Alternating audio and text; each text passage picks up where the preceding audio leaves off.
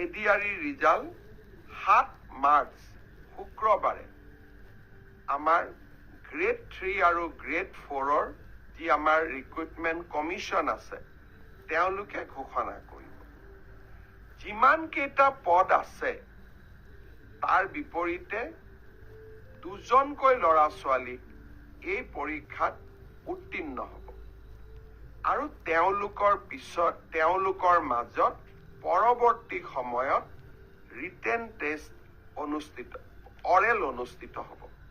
অৰ্থাৎ লিখিত পৰীক্ষাৰ ৰিজাল্ট গ্ৰেড 3 আৰু গ্ৰেড 4 আমি 7 মাৰ্চ তাৰিখে ঘোষণা কৰিম। এটা পোষ্টৰ বিপৰীতে 2জনকৈ ল'ৰা ছোৱালীয়ে এই লিখিত পৰীক্ষাত উত্তীৰ্ণ হ'ব। শেষৰ নম্বৰটোত যদি বেছি ল'ৰা ছোৱালী